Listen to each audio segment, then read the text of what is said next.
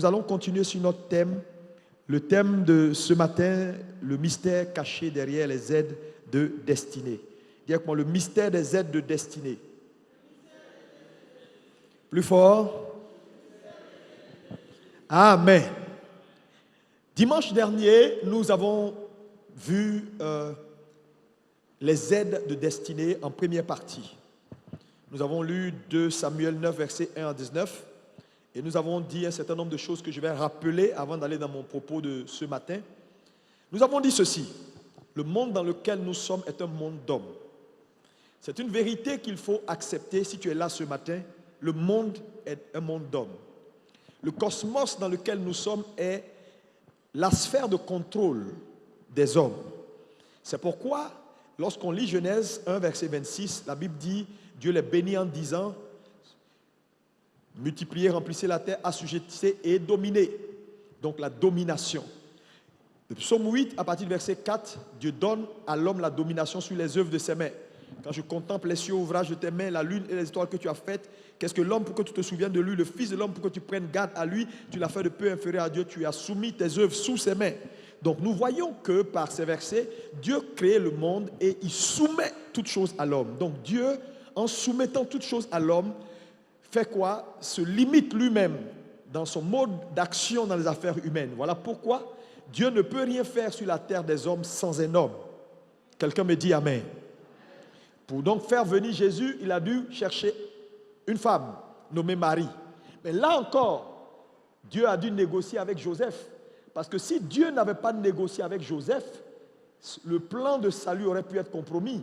Parce que Joseph est celui qui est dans l'alliance abrahamique. Donc lorsque Joseph apprend que Marie est enceinte, Joseph dit, je ne suis pas d'accord. Mais Dieu aurait pu dire, c'est moi le Dieu Tout-Puissant. Je fais ce que je veux. Non, Dieu ne dit pas ça. Dieu descend. Il convainc Joseph que, pardon, c'est moi, accepte la femme là pour que je puisse continuer mon travail. Donc pour vous montrer jusqu'à où l'homme est important. Alléluia. Et j'ai dit ceci, la plupart des chrétiens marchent dans l'orgueil. Ce n'est pas vous, mais c'est les enseignements que nous avons reçus dans le passé. Nous sommes orgueilleux, oui, moi je n'ai besoin de personne, Dieu seul me suffit. Tu dis vrai, mais en même temps, tu dis faux. Parce que aucun homme ne peut dire, moi, c'est Dieu qui me suffit, je n'ai besoin de personne. Parce que si tu dis c'est Dieu qui te suffit et que tu n'as besoin de personne, même Dieu ne pourra pas t'aider parce que le Dieu qui te suffit aura besoin d'un homme pour t'aider. Donc, Dieu est certes suffisant, mais il n'est pas à 100% suffisant tant que nous sommes sur la terre des vivants. Et je vous ai dit, quand vous serez au ciel, vous pouvez faire cette déclaration, Dieu seul me suffit. Mais tant que vous êtes sur la terre des hommes, champ d'action de votre destinée, frère, Dieu seul ne te suffit pas. Ça peut aller contre ta théologie, mais voilà la vérité biblique. Ouais. Et j'ai fait une deuxième déclaration importante. Dieu bénit toujours. La bénédiction vient du ciel. C'est un point sur lequel nous sommes d'accord. Mais toute bénédiction que Dieu envoie à un homme passe par un homme pour aller à un autre homme. Donc, Dieu nous bénit. Donc, la bénédiction vient de Dieu à l'homme par l'homme. Est-ce qu'on peut dire la bénédiction vient de Dieu à l'homme par l'homme? Alléluia. Et j'ai dit qu'entre Dieu et vous, il y a toujours un homme. Si vous n'avez pas compris ça, vous n'irez nulle part dans la vie. Vous savez, quand Dieu a commencé à ouvrir mes yeux sur cette vérité que je vous prêche, j'ai compris pourquoi plusieurs personnes sont en retard. Ou pourquoi plusieurs personnes ne s'en sortent pas malgré leur communion avec Dieu. Quand nous lisons par exemple Luc 2, verset 52, la Bible déclare que Jésus croissait. En quoi? En sagesse, en stature et en grâce devant Dieu. On aurait pu s'arrêter là et la Bible serait un bon livre. Mais on dit devant Dieu et devant les hommes. Pourquoi devant les hommes? Parce que tu as besoin de la grâce devant Dieu, mais tu as aussi besoin de la grâce devant les hommes. Si tu as eu la grâce seulement devant Dieu, ça ira bien pour toi. Tu seras un homme spirituel, mais si tu as manqué de la grâce devant les hommes, tu seras un homme limité, un homme fauché, un homme qui n'ira nulle part. Et nous avons donc dit qu'il y a plusieurs types d'aide de destinée. Et nous avons vu dimanche dernier l'aide de destinée qu'on appelle les hommes influents. Qu'est-ce que nous avons dit sur les hommes influents? Nous avons dit que ce sont des portes d'accès. Ce sont les gardiens de la porte. Et que dans ta vie, tu auras besoin d'hommes influents. Et si tu ne comprends pas ça, tu es un homme cuit. Tu ne peux même pas te priver d'un homme influent. Tu deviens un homme fou. Alléluia. Parce que les hommes influents, c'est eux qui sont les gardiens de la porte. Et frère, cette vérité, je veux que tu la retiennes. Tu peux avoir des talents, tu peux avoir des dons, mais dans la vie, les talents et les dons d'un homme ne sont pas suffisants pour qu'il réussisse. Je connais des gens talentueux qui ne s'en sortent pas. Je connais des gens qui ont des dons qui ne s'en sortent pas. Je connais des gens, ils ont fait les études ensemble, ils sont sortis, médecin. L'autre était premier de sa classe, l'autre était entre les derniers. Mais aujourd'hui, le dernier là, parce qu'il connaît un homme influent, il est ministre et il commande celui qui était son premier de classe. Pourquoi? Pas parce que l'autre sait plus que l'autre. L'autre a simplement rencontré un homme. Je vous dis, Dieu ne fait rien par l'homme, sans passer par un homme. C'est pourquoi si tu es là, le niveau auquel tu es, là où tu es là, c'est parce que tu n'as pas rencontré les gens qu'il faut. Non, tu n'as pas encore rencontré. Donc il faut que l'Église sorte de son orgueil.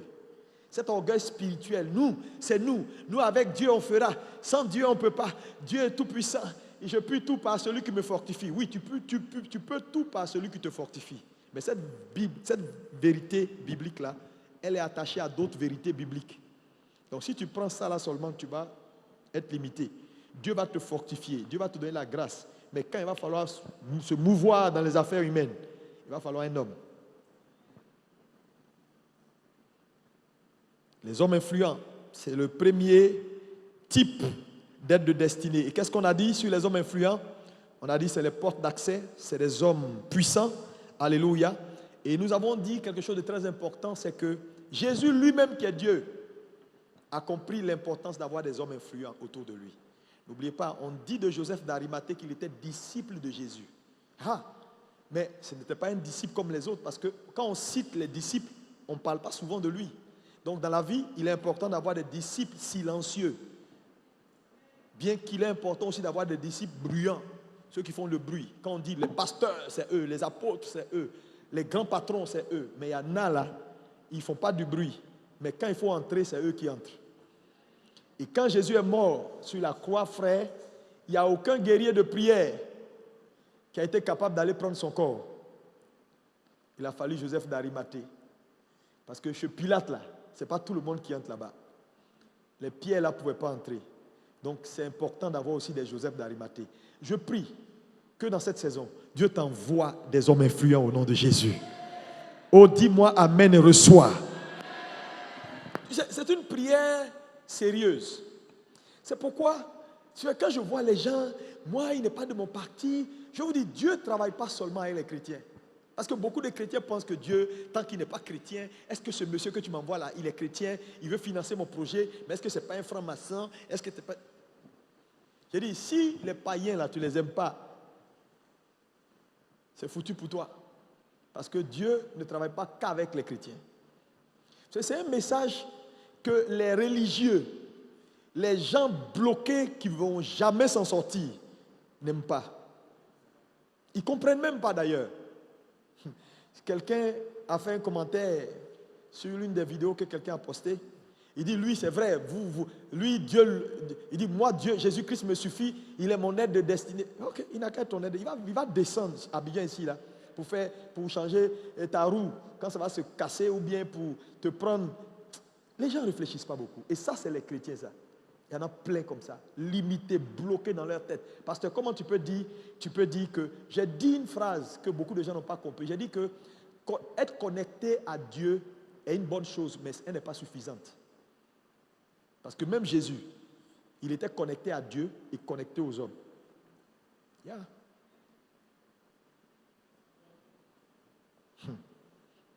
À 12 ans, quand il allait s'asseoir dans le temple, ce n'était pas Jésus, ce n'était pas le Saint-Esprit qui était assis, le Père, pour l'enseigner. C'était des hommes. Et c'était utile pour le travail qu'il avait à faire. Marie qu'il a mis au monde là, il n'est pas descendu du ciel, on n'a pas jeté un bébé, il est passé par une femme qui a poussé. Et puis Jésus est sorti. Dieu a vu que c'était important et nécessaire. Frères et sœurs, c'est pourquoi il est important d'être des hommes bons et des hommes humbles. Ce matin, nous allons continuer. Vous pouvez prendre les vidéos, il y a tout dedans.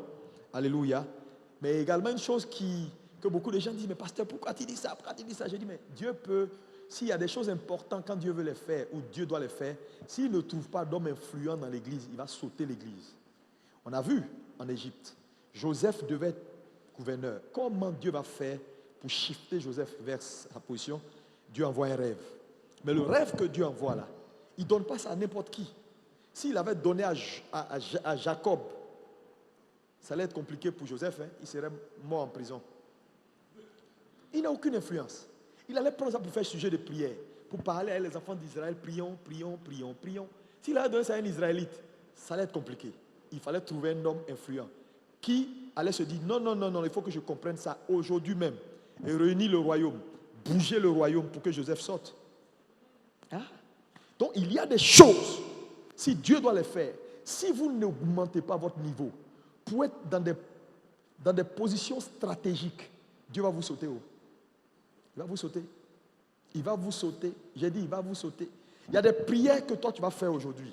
Si Dieu doit t'exaucer, il est obligé d'aller voir un païen pour donner un songe à un ministre ou parler au président de la République pour qu'il fasse remaniement. Pour que toi, ta prière soit exaucée, pour que tu rentres.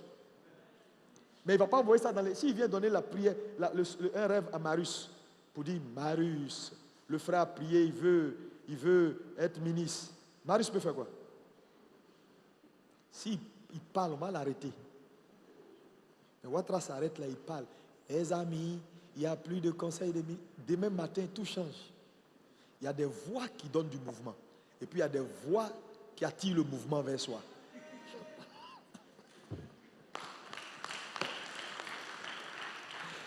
Alléluia. Ce matin, nous allons voir le deuxième type d'aide de destinée qu'on appelle les connexions divines. Est-ce qu'on peut dire avec moi les connexions divines? Plus fort. Encore plus fort. Qu'est-ce que c'est qu'une connexion divine? C'est très important. Une connexion divine est une aide de destinée. Alléluia. Ce sont des personnes ou des situations que Dieu utilise pour te lier à ton futur ou au changement désiré ou à ton miracle. Donc, une connexion divine est une situation ou une personne que Dieu utilise pour te lier à ton futur ou au changement désiré ou à ton miracle ou au miracle que tu recherches. Donc, les connexions divines ont une caractéristique, c'est que, à la différence des hommes influents, les connexions divines n'ont pas en eux-mêmes ce qu'il leur faut pour t'aider. Alors que les hommes influents, quand tu les rencontres, ils sont la solution, ils t'aident. Mais les connexions divines n'ont pas ce qu'il faut pour t'aider, mais ils sont un canal de lien et de connexion vers ce qu'il te faut. Alléluia. Est-ce que vous voyez la différence? Alléluia. Donc, les connexions divines sont des aides de destinée importantes que l'Église doit rechercher en tout temps. Alléluia. Ce sont des hommes qui te donnent accès, à ce que tu recherches. Les connexions divines, alléluia, sont des personnes que Dieu t'envoie également pour ajouter à ta vie de la valeur. Les connexions divines sont équipées pour te connecter à ce que tu recherches. Les connexions divines sont des catalyseurs de destinée. Est-ce qu'on peut dire avec moi catalyseur de destinée? Les connexions divines entrent dans ta vie et jouent un rôle spécifique et en ressortent. Dieu ouvre une porte, une fenêtre dans ta vie, ils entrent et puis ils jouent un rôle et ils en sortent. Alléluia. Alléluia. Frères et sœurs, c'est très important de comprendre ces vérités. Parce que vous savez, la destinée d'un homme ne s'accomplit pas comme ça. Parce que ta destinée, c'est ta destination en Dieu. Dis, ma destinée est ma destination en Dieu. Ma destinée est l'agenda de Dieu pour ma vie. Je vous pose une question. Est-ce que vous avez vu un homme qui s'est enceinté lui-même et qui a accouché seul? Donc, quelle que soit la qualité de personne que tu es, personne ne peut enfanter seul. C'est la même chose. L'enfantement, là, c'est ta destinée. Il tient toujours à deux pour enfanter. Aucune femme ne peut s'enceinte. Aucun homme ne peut s'enceinte. Il faut deux pour donner naissance, n'est-ce pas? Donc, pour qu'une destinée soit fécondée et qu'elle sorte, tu as toujours besoin de quelqu'un. Je vous le dis. Parce que même quand un homme va avec une femme, là, c'est Dieu qui envoie la vie dans le fœtus. Mais il y a quand même la semence de l'homme et l'ovule de la femme qui reçoit l'esprit qui vient de Dieu.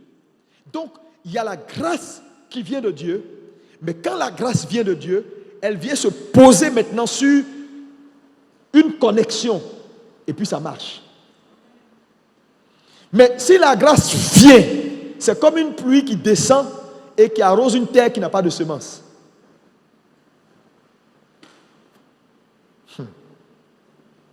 C'est pourquoi la semence ne peut pas crier « je suis fort » sans la terre. Moi, je suis une bonne semence. Moi, je suis la meilleure semence. Mais tu es rien sans la terre. Mais quand on te met dans la terre, maintenant la pluie va descendre. Ça, c'est Dieu. Dieu fait sa part. C'est pourquoi vos prières doivent être réorientées. Parce qu'on passe notre temps à attaquer le diable, à attaquer le diable, à attaquer le diable. Alors que Satan, en réalité, est déjà vaincu. Oui, je vous dis, Satan est vaincu. Et combien de gens qui ont raté leur connexion divine? Je peux imaginer le nombre de gens qui ratent au quotidien leur connexion divine. Parce que la connexion divine a une autre caractéristique, c'est que non seulement elle n'a pas en elle ce qu'il lui faut pour t'aider, elle est juste un lien qui te pousse vers ce que tu désires. Deuxième chose, les connexions divines ne viennent jamais à toi dans leur forme initiale. Elles viennent toujours à toi sous forme de camouflage. Donc, il est très compliqué, difficile de reconnaître une connexion divine. Donc, la connexion divine nécessite toujours trois éléments importants chez toi. Mais Dieu l'a fait ainsi pour que nous, les hommes, nous ayons également notre part de responsabilité. En ce qui concerne cette aide de destinée, tu ne peux pas te priver d'une connexion divine, hein, parce qu'il y a des choses qu'une connexion divine va faire qu'un homme d'influence ne peut pas faire. Et la première chose, c'est que si tu veux être capable de connecter avec la connexion divine que Dieu t'envoie, il faut que tu sois un homme humble. L'humilité. Est-ce qu'on peut dire quoi l'humilité? Non, non, non, non. Si tu n'es pas un homme humble, parce qu'une connexion divine ne vient jamais comme ça pour dire je suis la connexion. C'est toujours, elle vient toujours dans une forme qui n'est pas la forme qu'il faut. Donc si tu n'es pas un homme qui a de l'humilité, tu ne pourras pas connecter. Les hommes orgueilleux, ils perdent chaque jour leur connexion et leur vie n'avance pas. Ils parlent la langue, ils prient jusqu'à fatiguer. Et Dieu ne va pas descendre.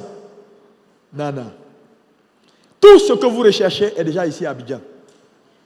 Dis-moi, qu'est-ce que tu recherches qui n'est pas à Abidjan ici? Oh. C'est tout est là, tout est dans le monde déjà. J'ai besoin d'argent, je veux construire, je veux réussir, je veux faire campagne. Tout est ici.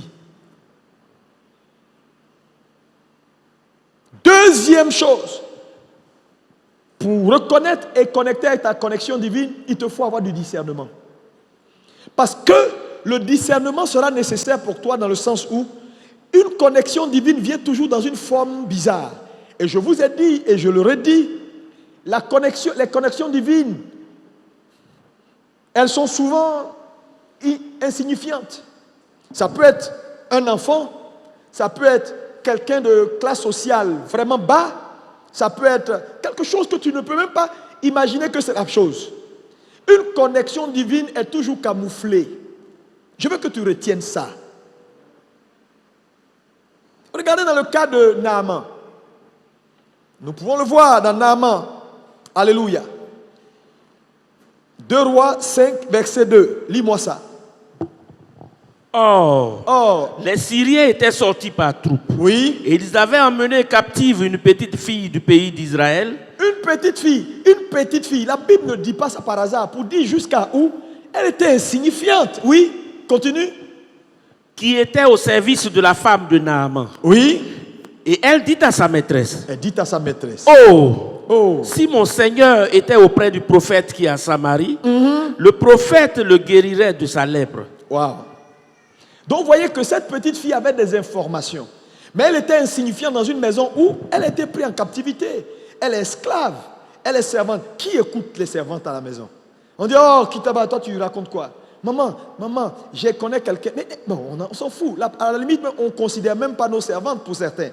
C'est pourquoi je veux te dire, dans la vie, si tu n'as pas d'égard pour les gens et que tes yeux sont seulement sur tes enfants, papi tout, mamie tout et tanti tout, tu ne vas pas t'en sortir. Tes enfants vont être bêtes. Il faut t'asseoir. Parce qu'il y a des gens, ça dit, ils aiment seulement ce qui sort d'eux. Mon ami, tu as des problèmes, hein? Tu as des problèmes. Enfants, déjà, il n'y a personne que vous pouvez voir, même le fou dans les rues, que quelqu'un n'aime pas. Aimez les gens. Hey. Une servante peut te voir mourir si elle sait que tu n'es pas bien avec elle. Elle peut avoir des informations. Souvent même, elles ont des informations que toi tu n'as pas. Voilà une servante. Donc c'est une personne insignifiante, mais qui était la connexion du grand Naaman, chef d'état-major redouté. Merci pasteur. Redouté. Je veux dire à quelqu'un qui me suit ce matin, il faut que tu changes. Parce que le discernement est une bonne chose, mais elle ne suffit pas. L'humilité. Il faut aimer les gens.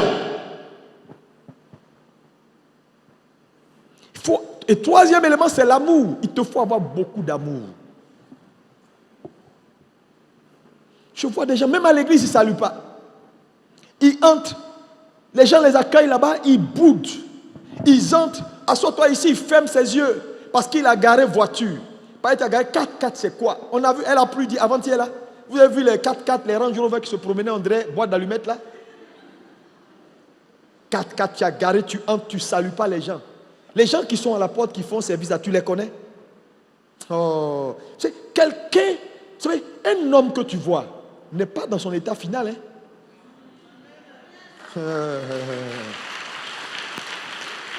Quoi?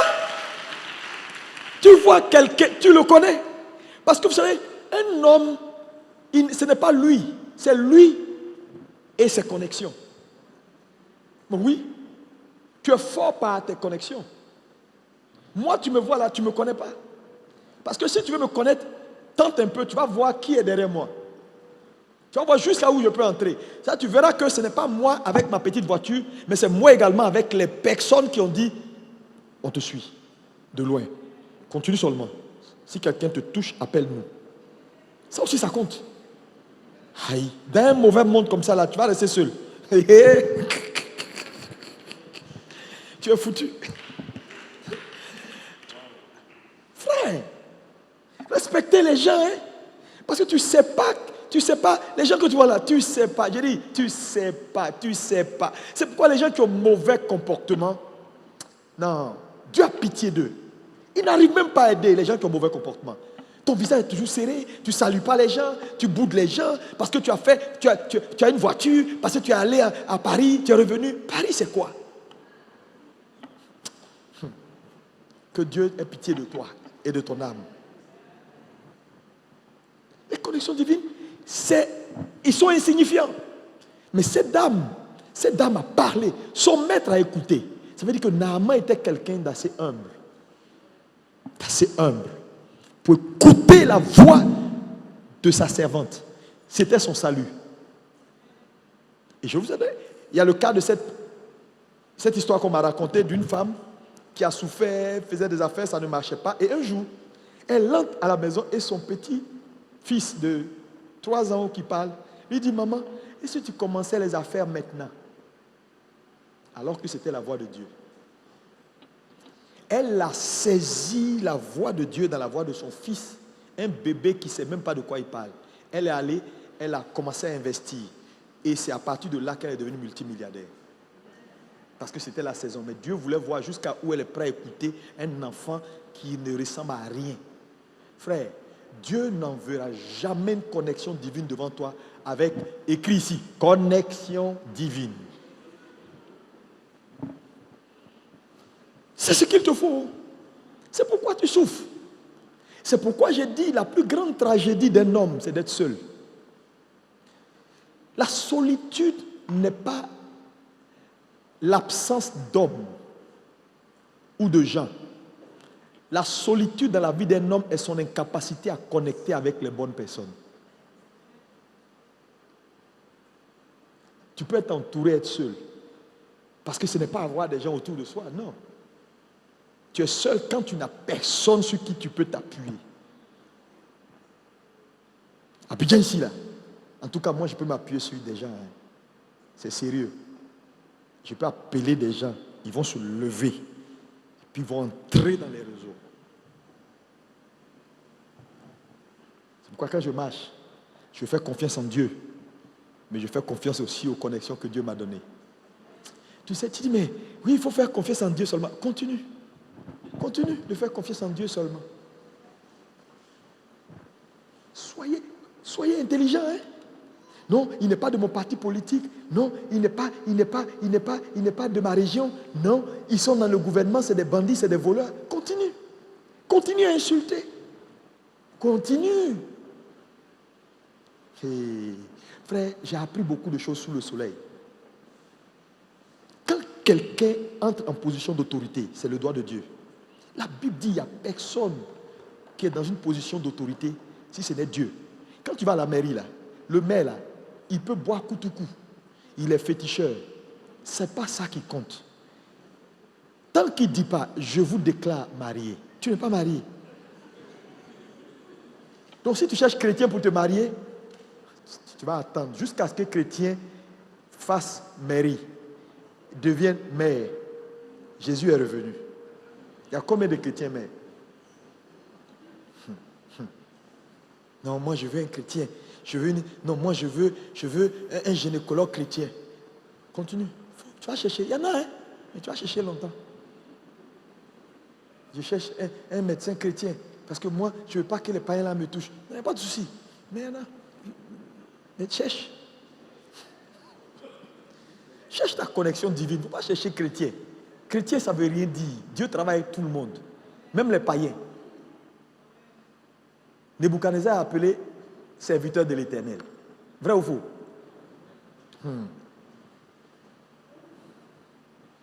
J'ai dit, ça détruit ta théologie, ce n'est pas grave. Un jour, on grandit.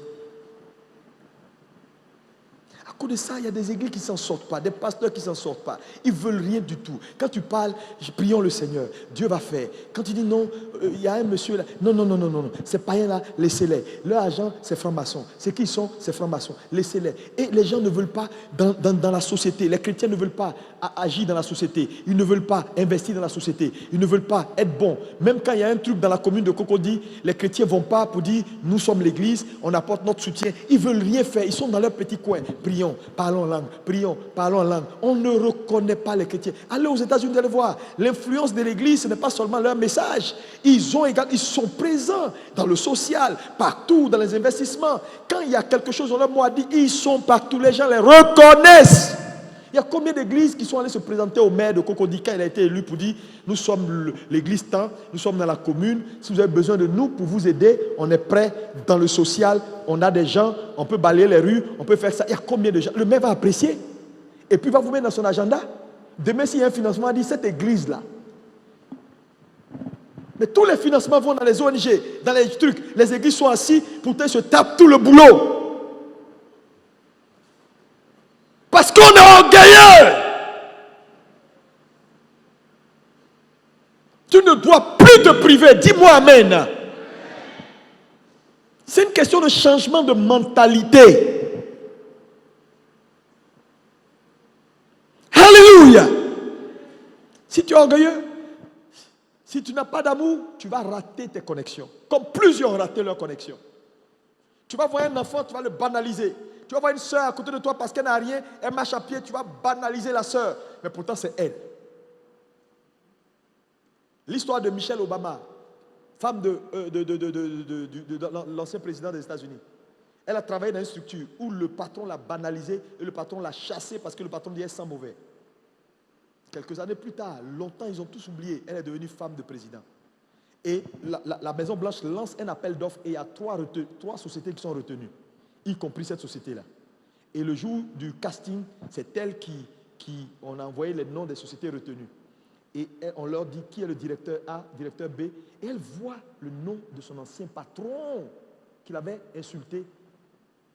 Et elle dit aux gens là, celui-là et sa société, il faut les enlever. Il y a quelques années plus tard, il y a derrière, voilà ce qu'ils m'ont fait. En fait, Dieu lui avait déjà envoyé son aide de destinée. Il avait méprisé ça.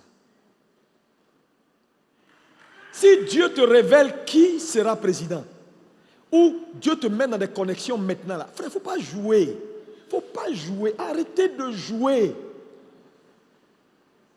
Il y a des gens, vous voyez, se promènent là. Ils sont, peut-être même il sera ministre. Il te connaît. C'est pourquoi dans la vie, il faut savoir, il faut faire les choses avec stratégie. Tu penses que toi, tu es là, tu travailles quelque part là. Tu connais quelqu'un, on t'a nommé directeur. Il y a plein de gens, ils ont nommé directeur de temps, AG Route, AG Fob, quoi. Leur vie a basculé. Tu peux critiquer. Critiquer, c'est moins cher. Critiquer est moins cher. Et les gens qui critiquent eux-mêmes sont moins chers. C'est pourquoi continue à critiquer. Non, on ne comprend pas. Ils sont comme ça. Ils ont l'argent du pays. Ils sont en train de bouffer l'argent du pays. Mon ami, il faut continuer à critiquer. Critique. Ça ne change rien. Ça ne change rien du tout.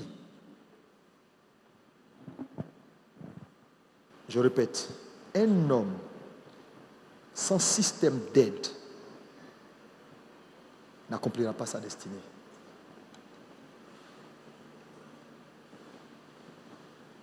Les connexions divines sont importantes. Exemple numéro 1. Jésus lui-même a eu besoin de connexion divine. Jean-Baptiste était la connexion de Jésus. C'est Jean-Baptiste qui a introduit Jésus. Il était le lien. Jésus devait le rencontrer pour qu'il introduise Jésus. Il dit, voici l'agneau de Dieu qui ôte le péché du monde. Écoutez-le, ce n'est pas moi. Connexion divine. Quand il a introduit Jésus, lui il est mort, décapité. Jésus a continué sa route. Les connexions divines, c'est Dieu qui les met sur ton chemin. Souvent, eux-mêmes ne savent pas qui sont ta connexion. C'est ça en fait. C'est pourquoi il te faut du discernement, parce que souvent, ils ne savent même pas qu'eux-mêmes, là, ils sont ta connexion. Donc, ils peuvent te résister. Pourtant, c'est eux.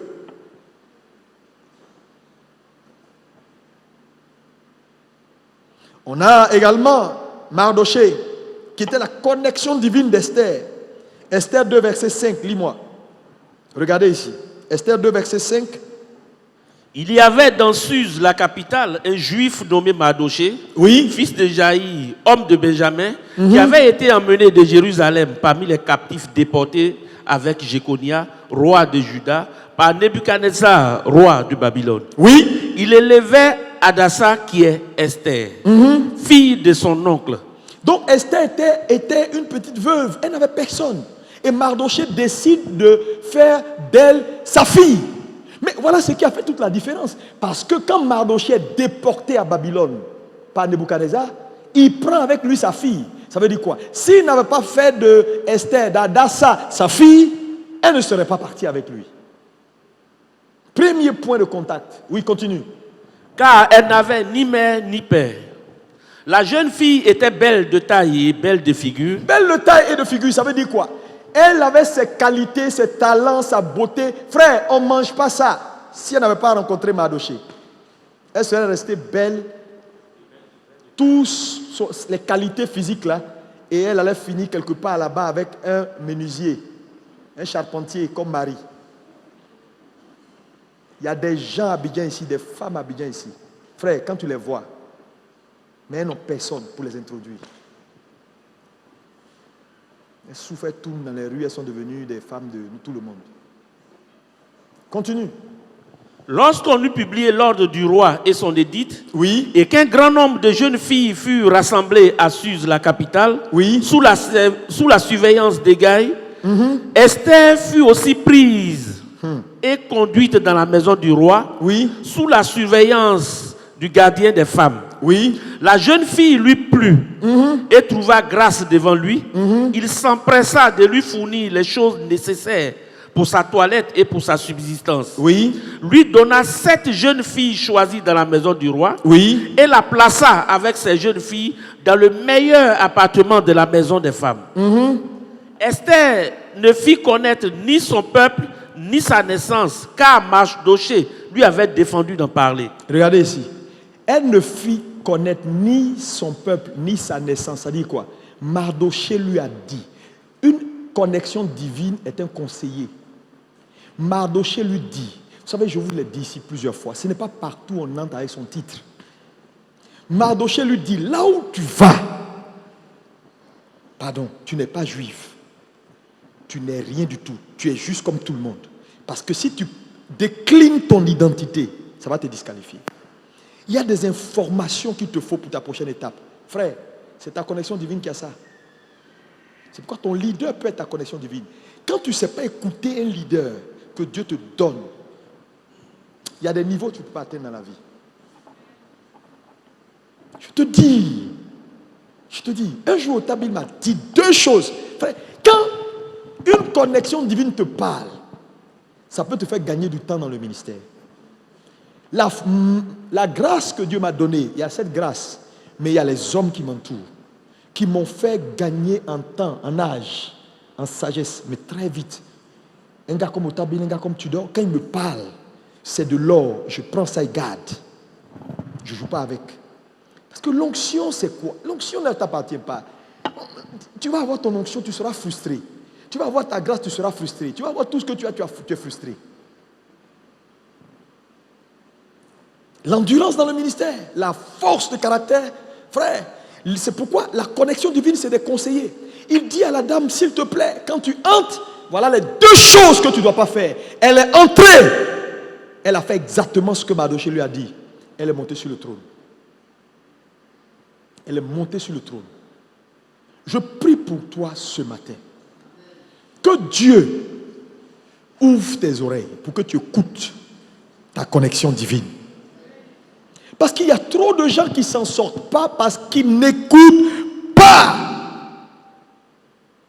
Ils ne savent pas écouter. Mais c'est un signe d'orgueil quand on ne sait pas écouter. Parce qu'on pense que ce qu'on a dans la tête là, c'est bon. Ah non, moi je pense que, moi je veux faire comme ça, moi je veux. Frère, ce n'est pas le commencement de l'histoire qui compte, c'est la fin de l'histoire qui compte. Esther est devenue reine parce que quelqu'un l'a aimée, mais en plus, elle a rencontré un homme qui était sa connexion, Mardochée. Tu as besoin de ton Mardochée ce matin.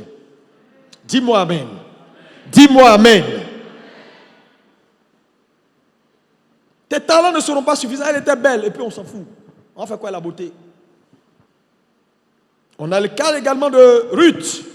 Lis-moi Ruth 2 verset 1 et Ruth 3 verset 1 à 3.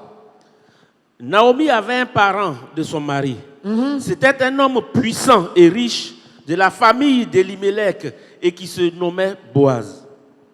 Ruth 3 verset 1 à 3. Naomi, sa belle-mère, lui dit, ma fille, je voudrais assurer ton repos. Je voulais assurer ton repos. Afin que tu fusses heureuse. Oui. Et maintenant, Boaz, avec ses servantes duquel tu as été, n'est-il pas notre parent? Voici, il doit vanner cette nuit les orges qui sont dans l'air. Lave-toi, oins-toi, remets tes habits, descends à l'air. Tu ne te feras pas connaître à lui jusqu'à ce qu'il ait achevé de manger et de boire. Merci. Regardez les conseils de Naomi. D'abord, la première chose que je veux que tu retiennes ici, c'est que lorsque Ruth identifie Naomi, parce qu'elles étaient deux, il y avait Orpa, il y avait Ruth. Mais n'oubliez pas que Orpa n'a pas suivi Naomi. Ça veut dire quoi? Orpa a manqué de discernement. Mais Ruth a accepté de voir dans la vieille quelque chose. Parce que Naomi n'avait rien à offrir. Elle était vieille, elle avait tout perdu et elle retournait à Bethléem. Parce qu'elle était désespérée. Voilà, Ruth maintenant voit Naomi et elle voit dans le rien qui est devant l'avenir. Donc c'est elle qui a eu le discernement que cette vieille a quelque chose pour moi.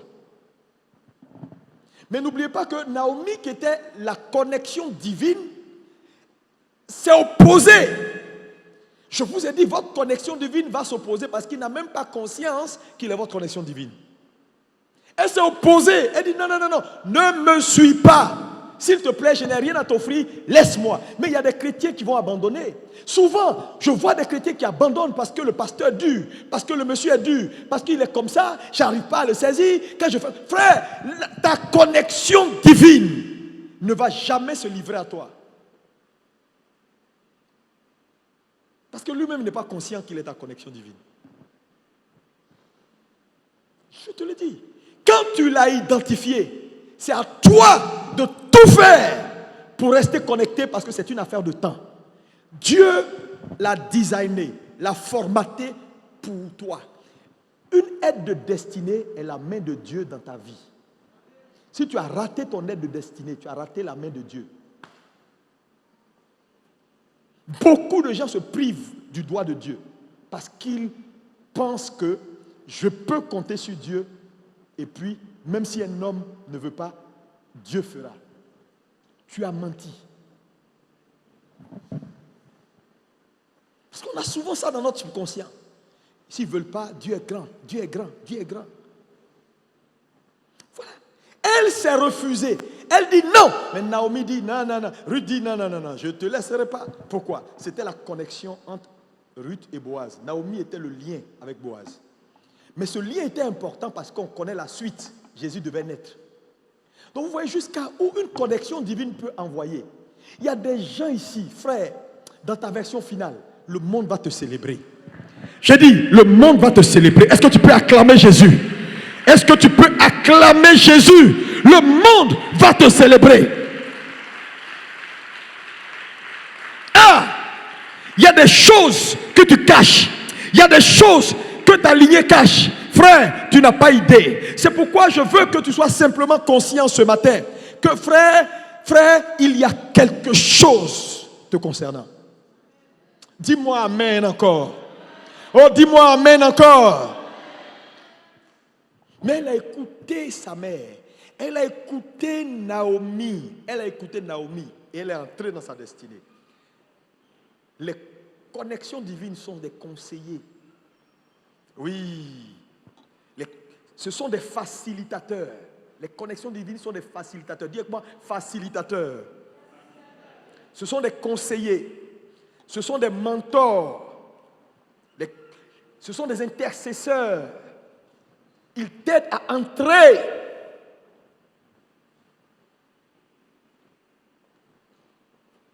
Et ils sont souvent insignifiants. Souvent, ils ne te disent rien. Souvent, ils ont l'apparence qui ne t'attire même pas. Mais c'est eux. C'est pourquoi le discernement devient important. Pour dire, c'est lui. Que Dieu ouvre tes yeux cette semaine sur tes connexions divines au nom de Jésus. Je dis, dis-moi amen encore. Dis-moi amen encore.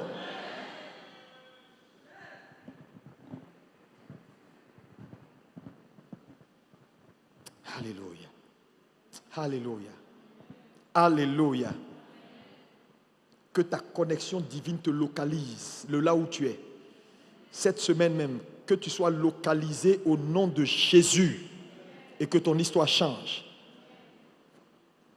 Acte 9, verset 27. Nous avons l'histoire de Barnabas. Est-ce que vous savez que c'est Barnabas qui a fait accepter Paul par les apôtres? Les apôtres ne voulaient pas de Paul. Barnabas était la connexion de Paul. Tu sais, Même si Jésus t'apparaît, tu as besoin d'un homme.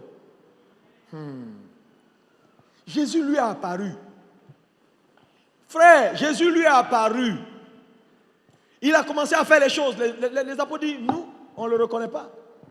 Il n'a pas été avec nous. Et puis en plus, c'est lui le persécuteur. Lui là, son évangile ne doit pas être clair. C'est Barnabas qui est allé vérifier. C'est Barnabas qui est venu faire le rapport pour dire, les gars, le type là, Dieu l'a réellement appelé. Acceptez-le s'il vous plaît. Et puis ils l'ont accepté. Il y a des gens qui vont te recommander. Là où personne ne croit en toi.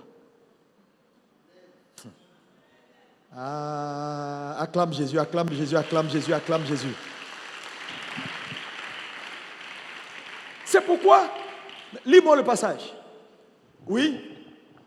Alors Barnabas, l'ayant pris avec lui, le conduisit vers les apôtres et leur raconta comment sur le chemin Saul avait vu le Seigneur qui lui avait parlé et comment à Damas il avait prêché franchement le nom de Jésus. Tu vois ça? Donc c'est Barnabas que Dieu a utilisé comme connexion divine pour que l'apôtre Paul, qui a écrit le tiers du Nouveau Testament, le tiers, c'est grâce à Paul qu'on comprend beaucoup de choses qui se sont passées dans l'Ancien Testament. Mais imaginez s'il lui manquait cette connexion. Jésus lui a apparu, c'était suffisant. Hein? D'abord, même quand Jésus lui a apparu, il a fait une déclaration. Il dit, je ne consulte ni la chair ni le sang. Il croyait il était nouveau converti, il vient de rencontrer Jésus, il était zélé, il racontait sa vie. Dès que Jésus finit, Jésus dit, bon, va. Il a aveuglé, il va là-bas. Tu as besoin de quelqu'un qui va te prier pour toi. Il dit, ah, donc l'affaire est comme ça. Tu ne me suffis pas alors. On prie pour lui maintenant, on ouvre ses yeux, on dit maintenant, vous allez l'envoyer. C'est-à-dire qu'il comprend au fur et à mesure que rencontrer Jésus n'est pas suffisant pour faire une carte de visite pour dire je suis le serviteur de Dieu, celui qui a rencontré Jésus sur la route de Damas. Et qu'il faut, pour entrer dans le ministère et avoir de la renommée, il faut l'approbation de ceux qui ont marché avec lui et qui ont les cachés. Parce que je vois souvent des gens, ouais, ces vieux pasteurs-là, ils ne veulent pas qu'on avance. Ces pasteurs-là, ils ne veulent pas qu'on avance. Ils racontent leur vie. Même Marie, quand l'ange l'a visitée, elle allait voir Élisabeth pour comprendre. La Bible dit quand elle arrive devant Élisabeth, l'enfant qui est dans son sein tressaillit. Ah, parce qu'elle a rencontré l'aide, la personne qu'il fallait. L'ange lui dit, elle est enceinte de 6 mois, plus de 6 mois. Ça veut dire qu'elle connaît des choses que tu ne connais pas, va apprendre. Élisabeth donne naissance avant Marie. C'est la vision d'Élisabeth qui entretient la vision de Marie. Donc c'est la vieille là, la vieille qui est dépassée là. C'est sa vision qui fait le chemin à la vision de la petite. Tu t'amuses avec un dévancier, tu vas avorter ta vision. Je te dis, tu vas avorter. Dieu va te résister. Dans la vie, là, Dieu travaille ou bénit un homme par l'homme. Yeah. N'oubliez jamais cela. Quelle que soit ta grandeur, tu ne peux pas enfanter seul. Tu as besoin de quelqu'un pour t'aider à enfanter. Lève la main droite, dis, tout pouvoir qui a détourné mon aide de destinée, ce matin, je détruis ces pouvoirs et je déclare que mes aides de destinée, mes connexions divines viennent à moi maintenant. Au nom de Jésus, au nom de Jésus, Seigneur, donne-moi l'intelligence et la sagesse, le discernement, l'humilité nécessaire pour me soumettre et connecter avec mes connexions divines pour aller à ma prochaine étape. Au nom de Jésus, au nom de Jésus, je déclare, je ne raterai point le temps de ma visitation. Au nom puissant de Jésus. Au nom puissant de Jésus. Au nom puissant de Jésus. Merci Seigneur. Merci Saint-Esprit de me faire rattraper le temps perdu. Ouvre mes yeux Seigneur, afin que mon cœur afin que mon cœur soit rempli d'amour pour les personnes qui m'entourent. Au nom de Jésus. Au nom de Jésus. Amen. Acclame Jésus.